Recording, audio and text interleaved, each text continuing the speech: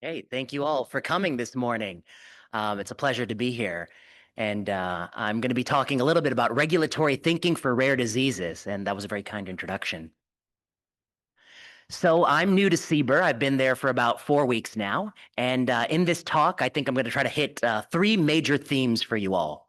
One, what sort of therapies do we want to see for patients with rare diseases? And what sorts of things will the FDA be very favorable towards?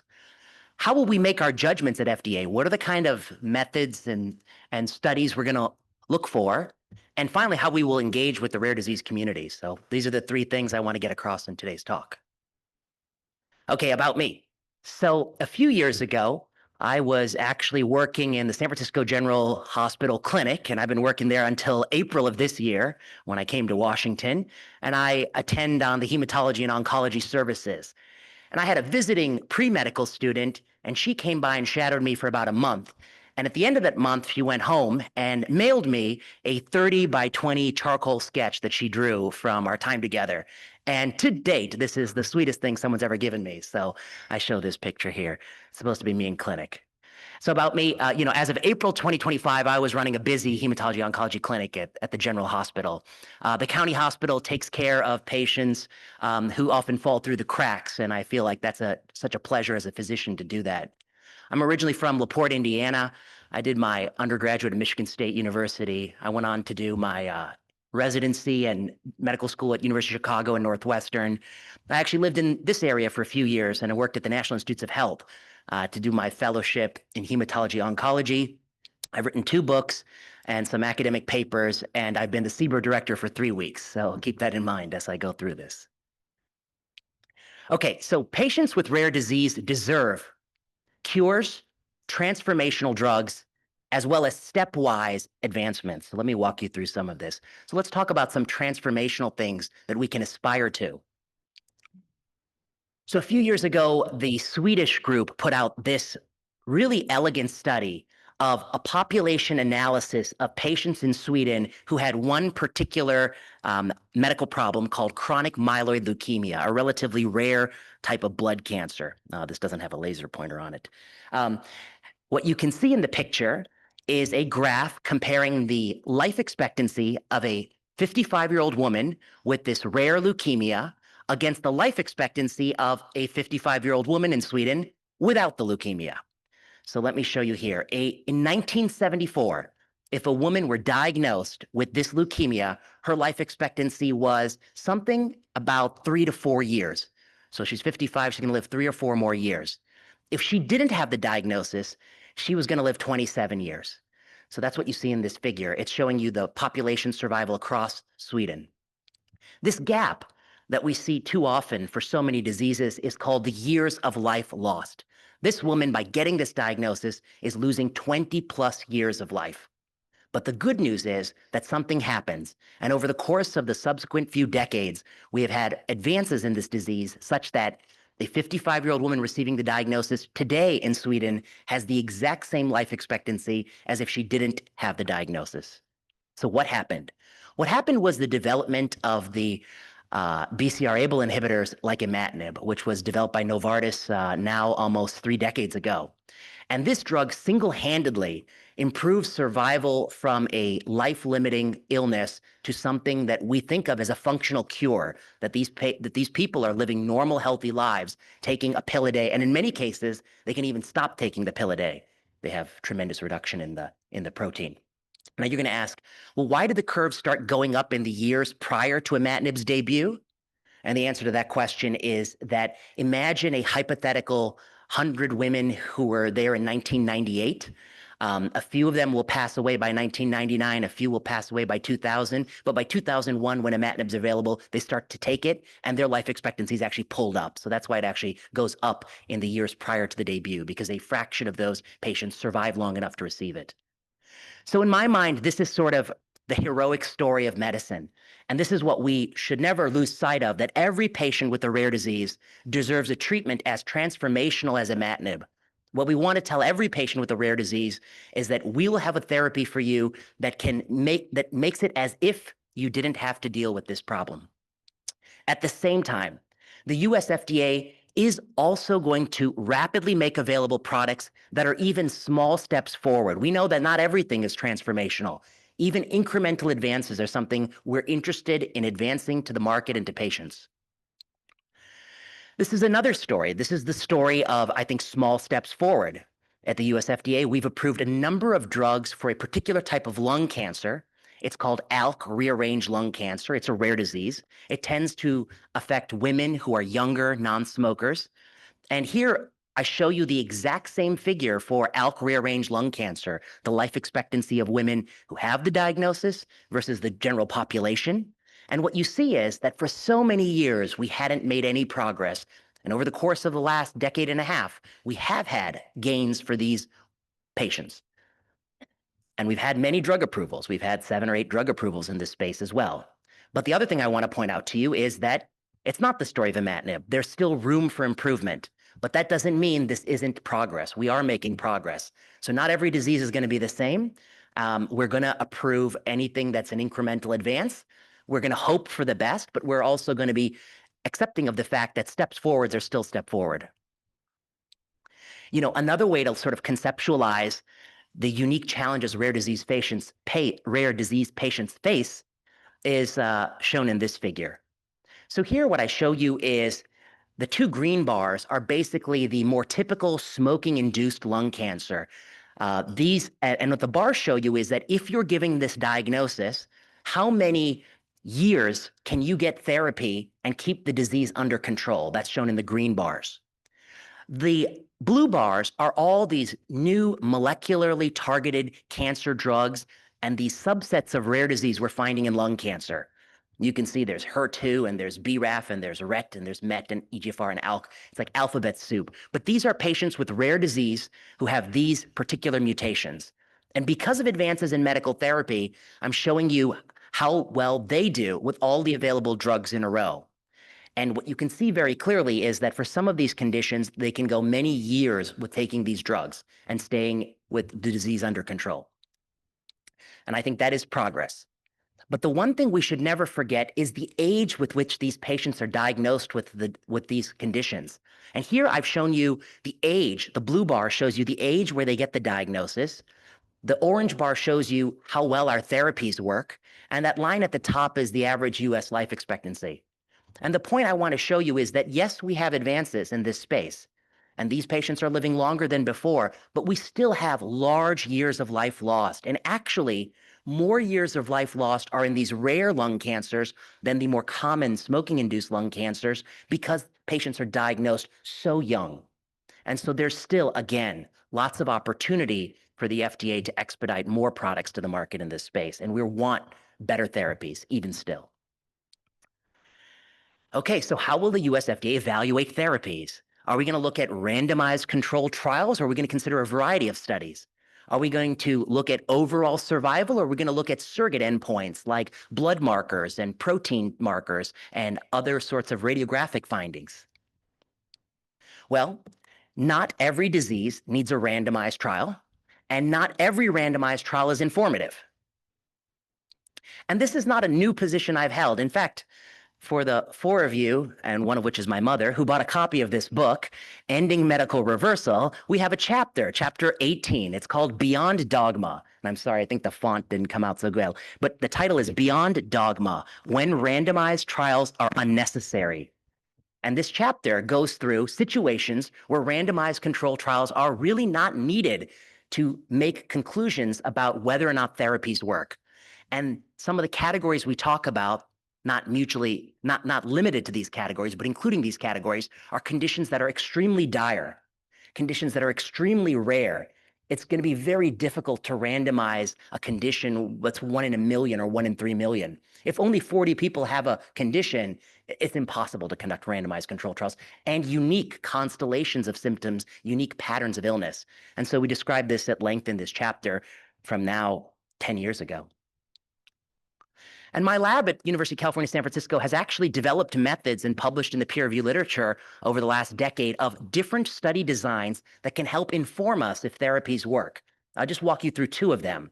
One is something we published called the iceberg plot. It's called Improving the Visualization of Therapy Response in Oncology in the Era of Sequence-Directed Therapy. Okay, that's a mouthful, but let me walk you through the central figure. This is what we call the iceberg plot. We developed this plot. And what it shows you is a comparison of how well patients do with all of the existing and prior therapies, that's shown in blue, and how well do they do with a new therapy, a therapy that has just come on the market or is still investigational, that's above the line, shown in red and orange. And the point of this figure is that if someone has been doing really, really well with all of the usual therapies, something towards the center of the plot, and then they get a new therapy and they kind of do okay on it, it's hard to know if the new therapy is substantively better than all the older therapies, because after all, this is the kind of person who tends to do well on therapies. But if someone's at the edges of the plot, this is someone who's not done well with conventional therapies. They've never done that well with it, and there's very little below the waterline. But above it, the new therapy is something remarkable. It's doing a lot better than prior therapies. And so we offer the iceberg plot as a way to think about which cancer patients, and by the way, cancer these days is a collection of rare diseases, perhaps thousands or tens of thousands of rare diseases. Which cancer patients can you make an inference about a new therapy just by looking at how they've done in the past on older therapies? Our team developed this, I think it's about 5-6 years ago now. I'll walk you through another example to show that, this is not something new to me. I mean, I've been doing this for quite some time. This is a paper we published a couple years ago. It's called A Novel Trial Methodology to Test Interventions with Very Large Effect Sizes, the case of dostarlimab in mismatch repair deficient local rectal cancer. Okay, so what do you need to know? A few years ago, there was this paper in the New England Journal of Medicine, and it was about a new class of drugs, immunotherapy, that everyone's excited about, the so-called PD-1 blockade, which basically allows the immune system to recognize cancer that's trying to hide and evade the immune system. And they're testing this in not everybody with rectal cancer, but a subset of people with mismatch repair deficient rectal cancer, which is something like 5 to 15%. It's a smaller group of the patients. And often they do have a genetic predisposition. They have HNPCC or the Lynch syndrome. So they often they're born with a genetic predisposition to this cancer. And in these patients, this is a very busy figure, but it's not my figure. This is from the National Comprehensive Cancer Network. This is the figure from the sort of the textbook on how to take care of these patients. And I don't have a laser pointer, so I can't point. But what it shows you is these patients get a lot of therapy. They get chemotherapy, multiple drugs, they get radiation therapy, they get some more chemotherapy. And then after all of that, if they're lucky, they get a surgery where the rectum is removed. Oh dear.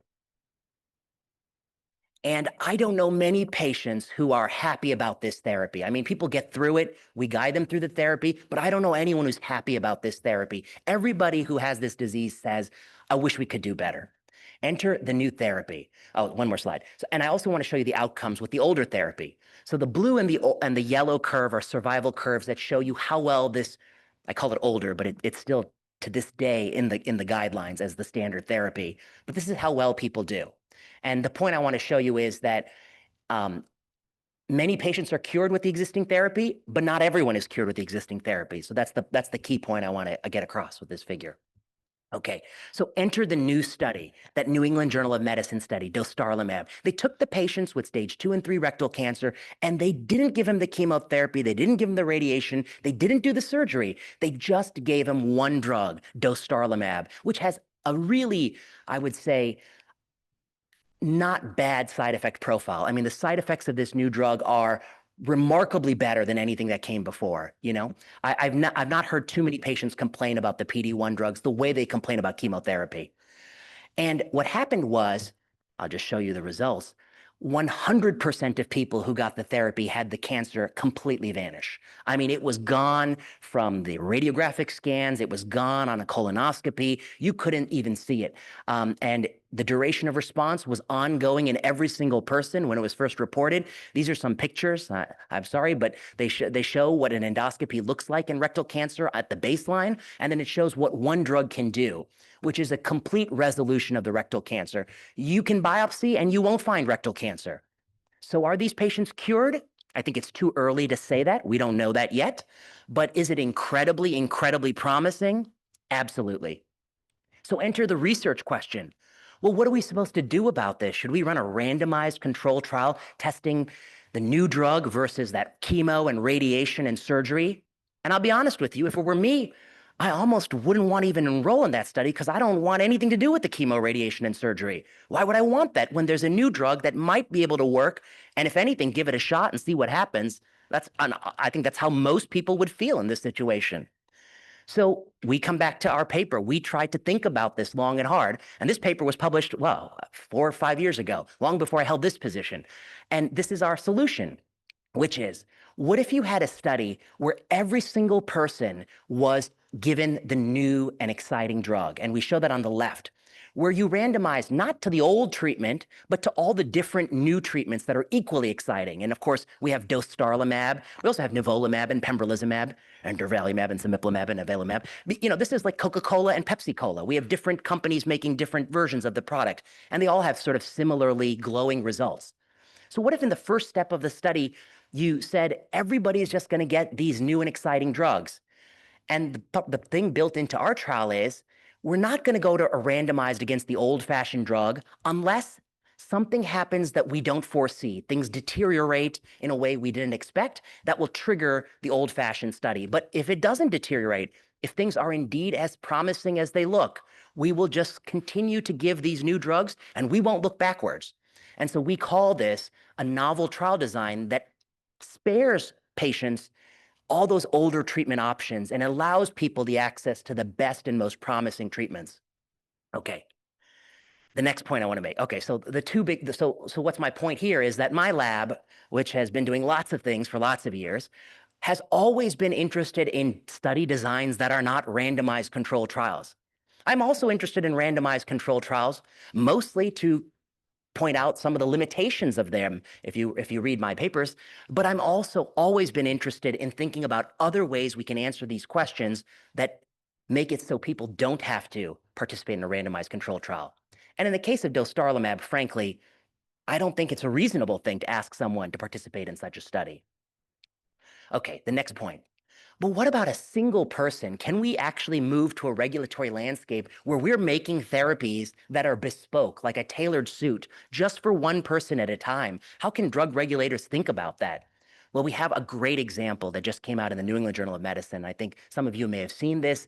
This is patient-specific in vivo gene editing to treat a rare genetic disease. Forgive me, I'm an oncologist, so if I get some of the molecular biology wrong in the next, this is not a non-oncologic condition, forgive me, but I'll try to do my best to summarize what they did. So this is a very unique deficiency that this baby was born with, and I think the baby was being treated at the Children's Hospital of Philadelphia. It was called neonatal onset carbamoyl phosphate synthetase deficiency, which is an ultra-rare inborn error of metabolism affecting the urea cycle. It affects 1 in 1.3 million people. So it's an ultra-rare condition.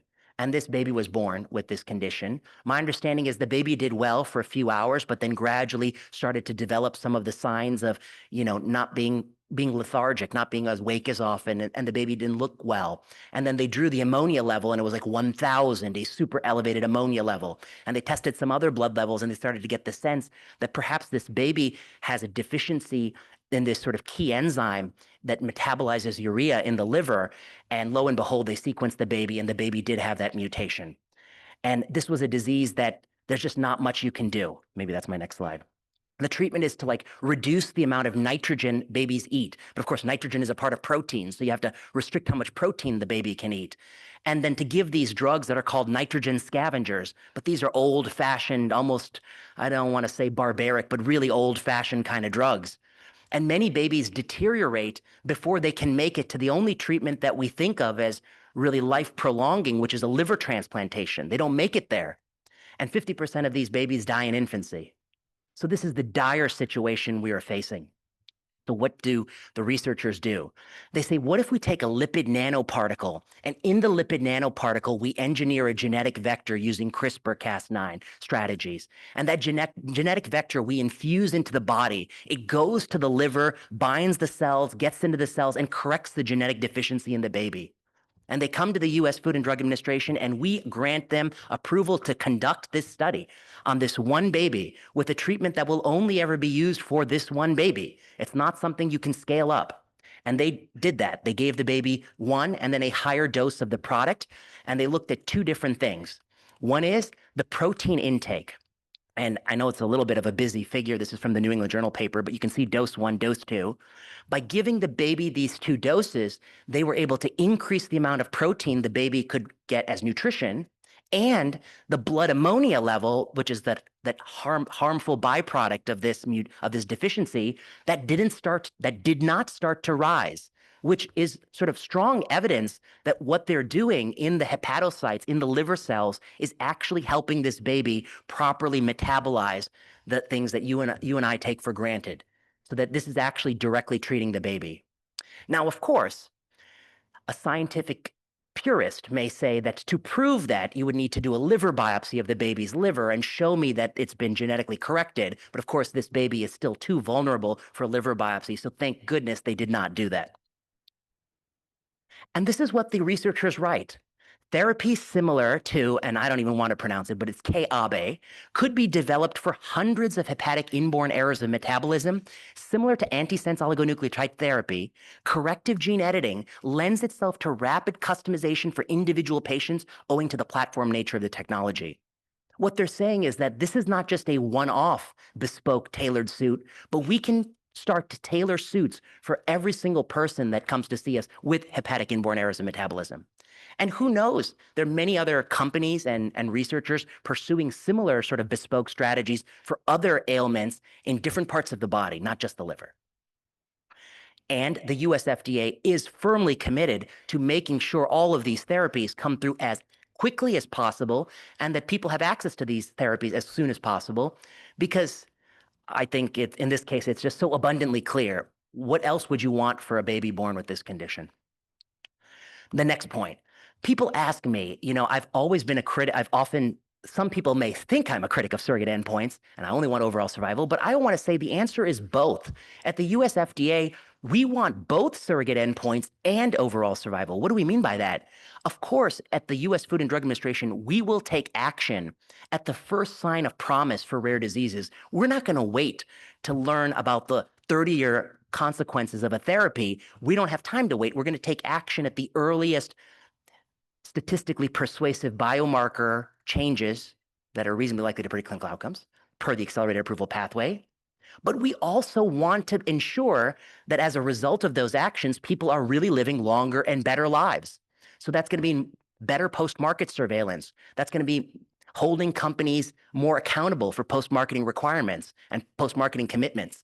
When you make a post-marketing commitment, we're going to want those post-marketing commitments fulfilled. We want to empower patients, particularly patients with rare disease, to make the choices that's right for them. We're not in the business of being the doctor for every patient. We want doctors and patients to make the decisions. We want to empower you with choices that we think are promising.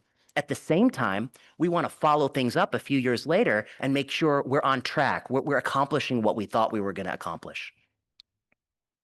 Will we use real-world data?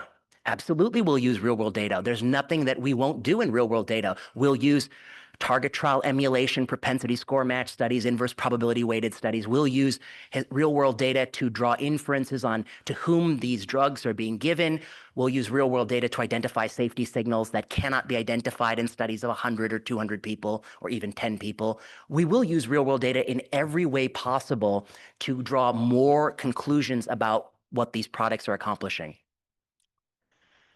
The FDA will also be flexible and permissive in letting products to the US market, particularly for rare diseases that are dire, like the case of that baby, that have no acceptable treatment options, that are unique and rare. Okay, the third part of the talk. How will we engage with stakeholders? This is a video clip of myself and the commissioner, Dr. Marty Makary. Dr. Makary sent me here to you all today to deliver this message, which is that we are going to be extremely responsive, that we are an ally of the rare disease community, and we're going to work with you to ensure better therapies come to market. Dr. Makary and I have decided to do a series of, engagement with the public. So too often the FDA we see has been a black box. The average person in the community doesn't know what the FDA is thinking. We have a YouTube video out where we sort of have thought through some of the strategies around vaccination, which also falls under CBER. And Dr. McCary and I did a presentation on the topic, and we did a discussion, a live discussion. We also have a new FDA commissioner podcast. It's called FDA Direct, where you hear direct from the FDA commissioner from White Oak campus, where we talk about all the things that we're thinking about. We're going to explain as clearly as possible to the public directly what we're doing at FDA. And I think we have to record a few more episodes on Friday. We're also going to continue to publish in the peer-reviewed literature. This was published a week ago in the New England Journal of Medicine. It's called An Evidence-Based Approach to COVID-19 Vaccination. There's another paper that'll come out in JAMA, I think on the 5th, which is about a particular vaccine that has a safety pause on it because of an adverse safety signal that's quite concerning to us at FDA. We have another paper coming where Dr. McCary is going to lay out his philosophy at the US FDA, also in JAMA. So we're also going to come to you in the peer-reviewed literature. We're not going to only stick to podcasts and YouTube.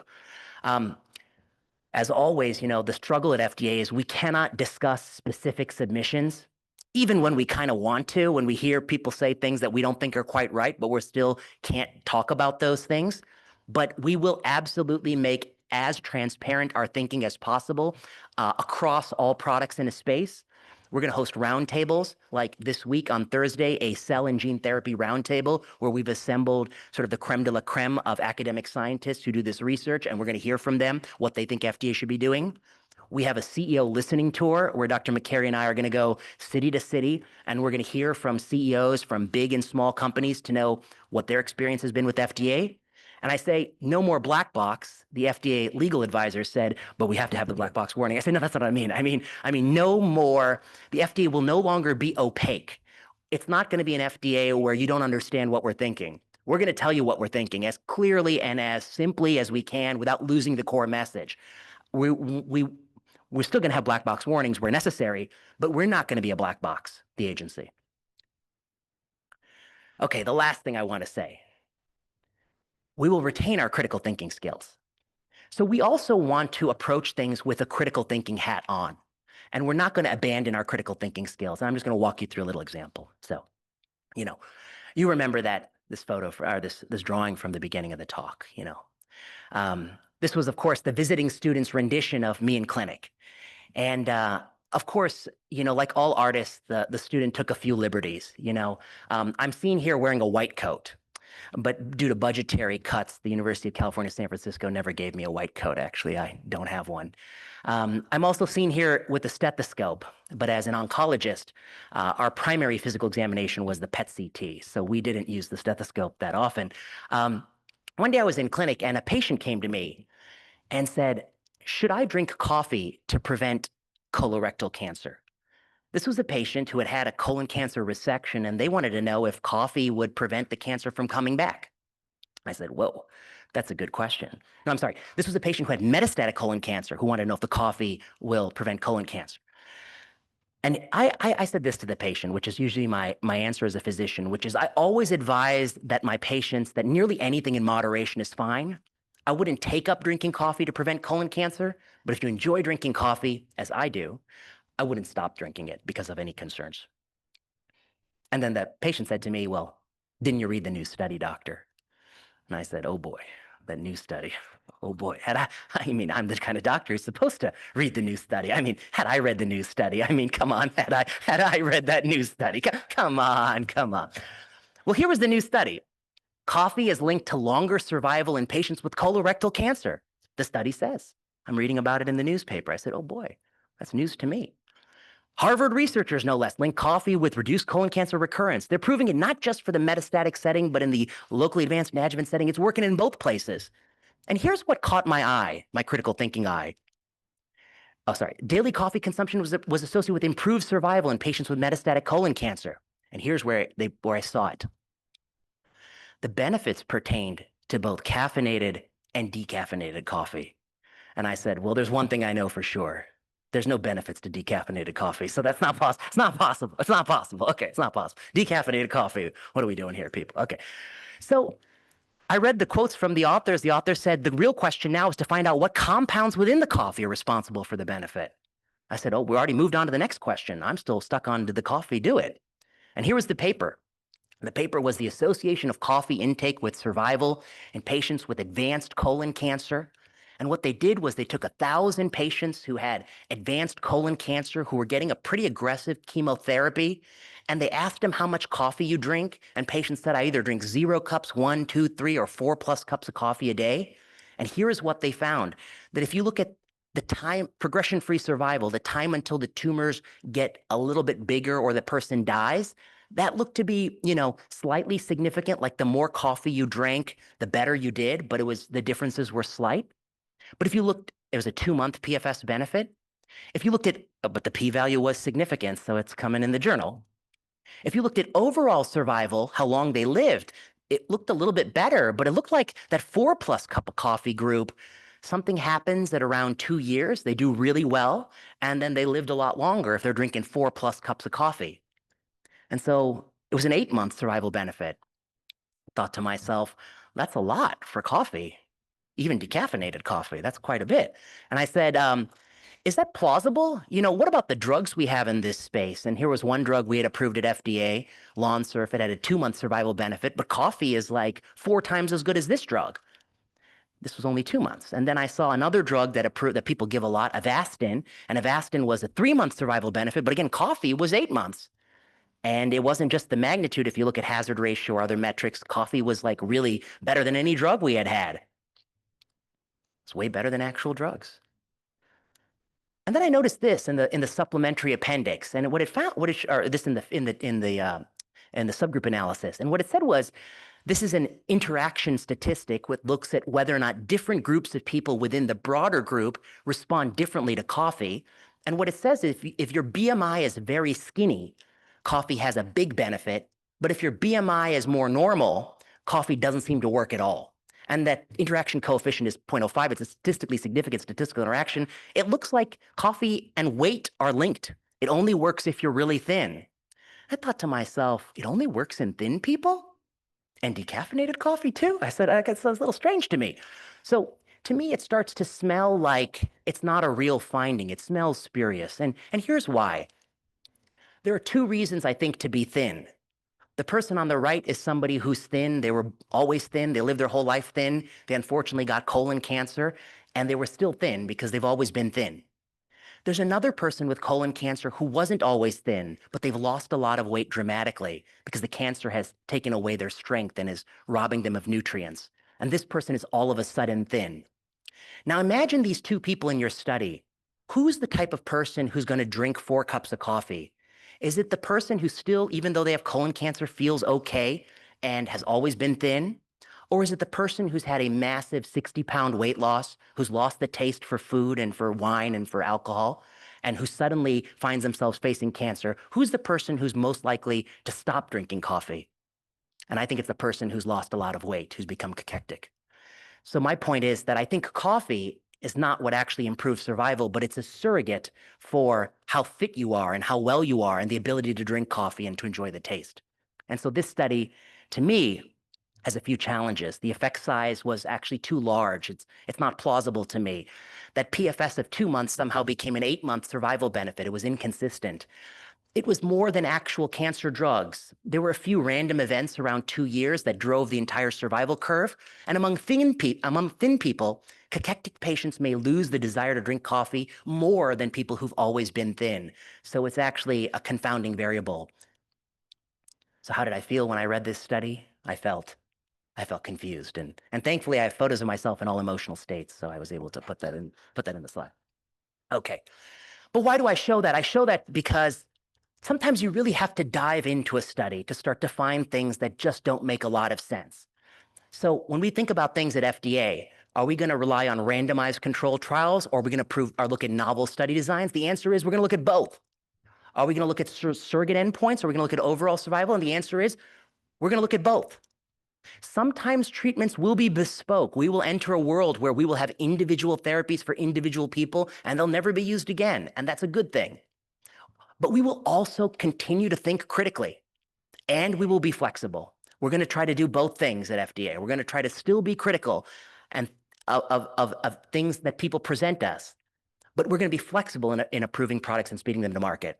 And there are Lots of promising new treatments out there, and our goal is to expedite them to the market and to the rare disease community and to all communities.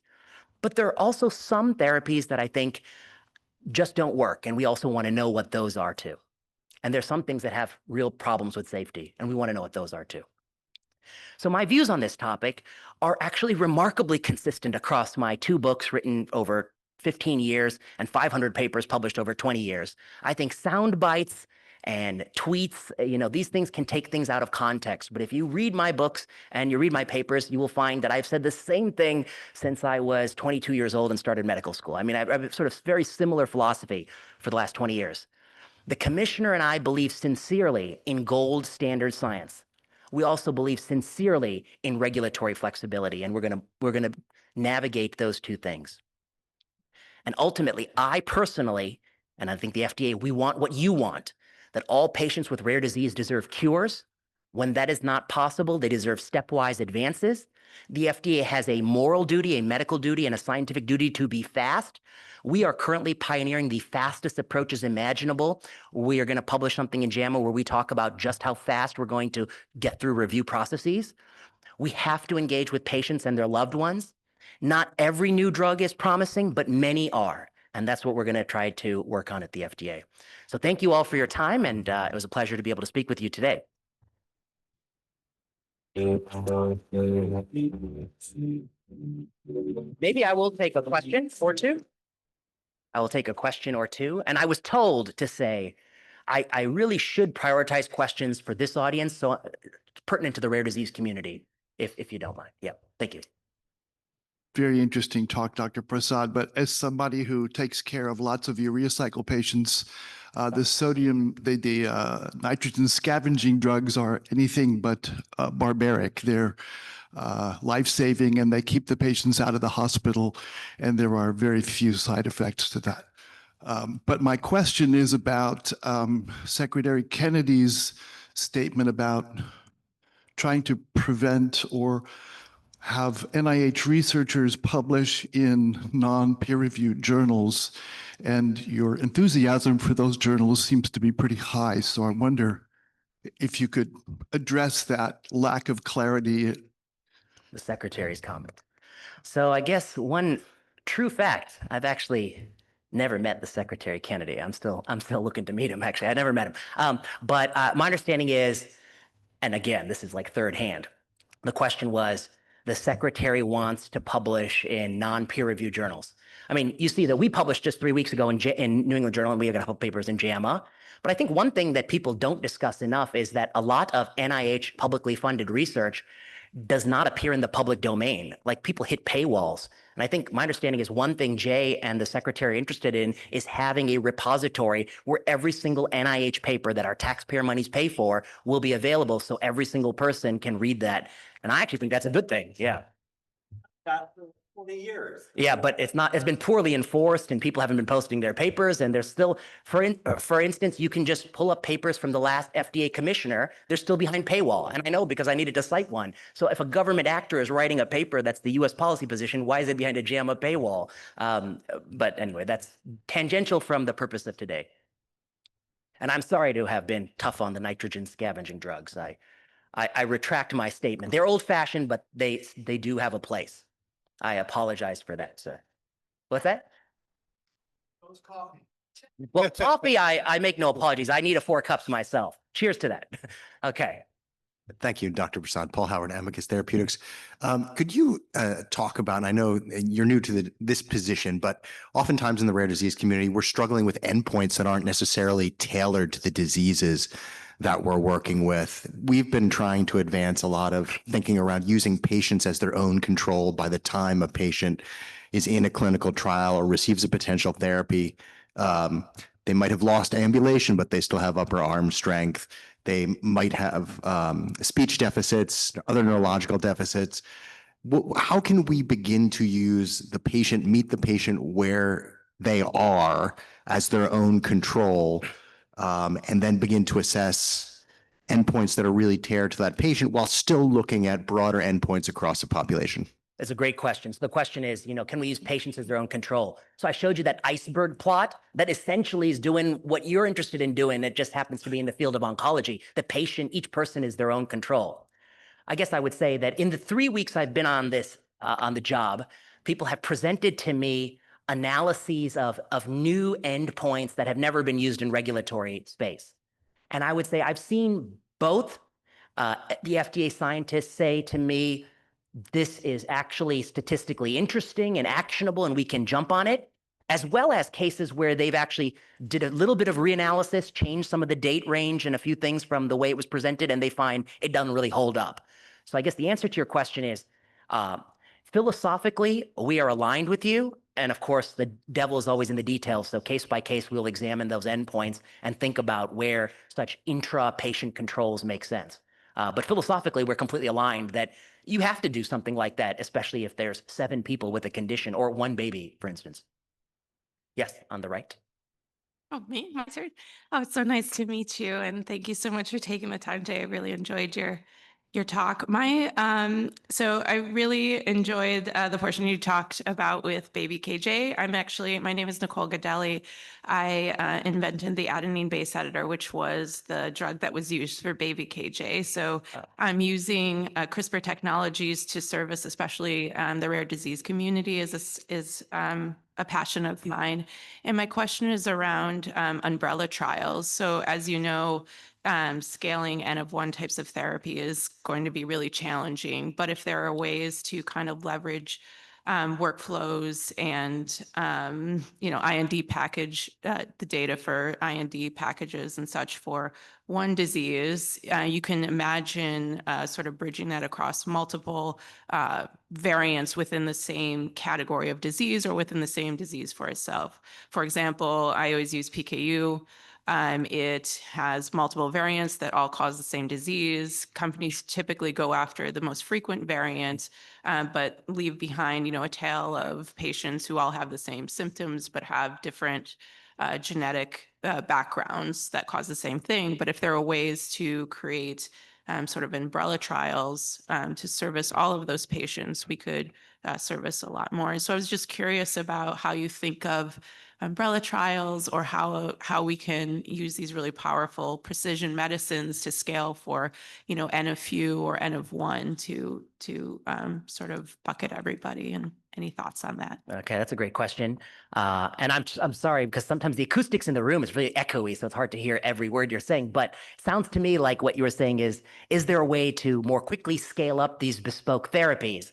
And the answer is at FDA, we now are offering a platform designation and sort of a platform regulatory strategy that you see a number of companies have been getting this sort of platform designation. And and some may be getting approval shortly, but it's really going to what you're saying, which is for some of these things, we need a way where we can sort of just approve the platform where it can be scaled up much more rapidly and perhaps a single IND that covers all sorts of perturbations or modifications to the specific target constructs that are being given. So I completely agree with you that the last thing we want is more paperwork. I can tell you the one thing Dr. McCary wants less of is paperwork. And so, too much paperwork slowing science is not a good thing for anybody.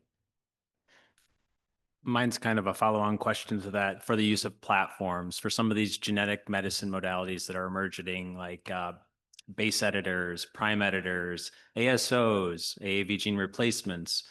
The only thing you're changing is the transgene sequence, the sequence of the ASO, the mutation you're targeting, the guide RNA you're using for the base editors or prime editors.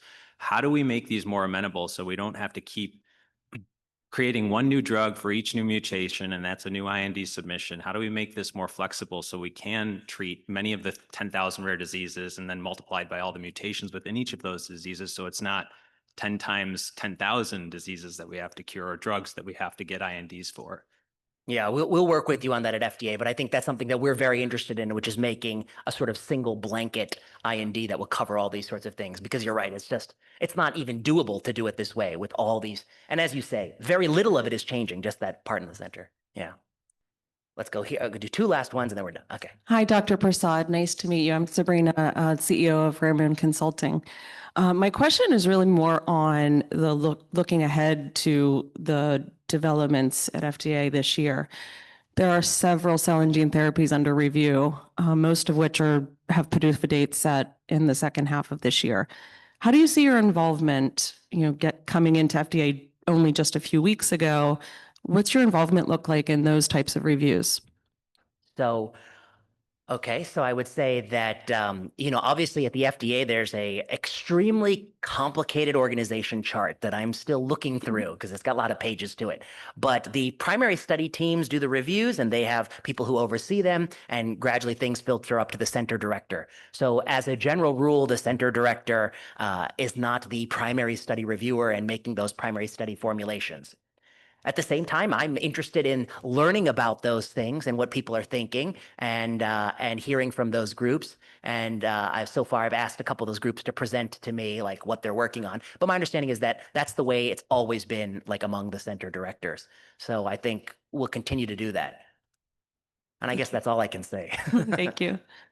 Yeah. Hi, Dottie Kaplan, Applied Therapeutics. So the question I have is, we've been battling, obviously, advocating for regulatory flexibility for rare disease for some time, and there have been steps the FDA has taken to help try to bridge the gap in the consistencies across divisions. And the Rare Disease Innovation Hub is a good step in that direction. But how quickly can we see that trickle throughout the organization, the philosophy that you have about flexibility, randomized controlled trials? That's a good question. So I guess my honest opinion is that you will see that very, very fast. And that's not just me, because the commissioner is just so vocal about it. The commissioner has pushed on the Rare Disease Hub to sort of accelerate that, to think of new ideas. The commissioner, I don't want to tell all the things he's thinking of, but the commissioner has a number of ideas that he wants to unveil that will make this go a lot faster. I think, and you've heard Marty speak many times, he is firmly committed that the U.S. engine of biomedical progress should continue to be the dominant force globally, and he's going to take any regulatory action to ensure that it remains the dominant force, even if there are winds blowing in the other direction in other spaces. So thank you for that question. Thank you. Thank you all for coming, and it's a pleasure to speak with you.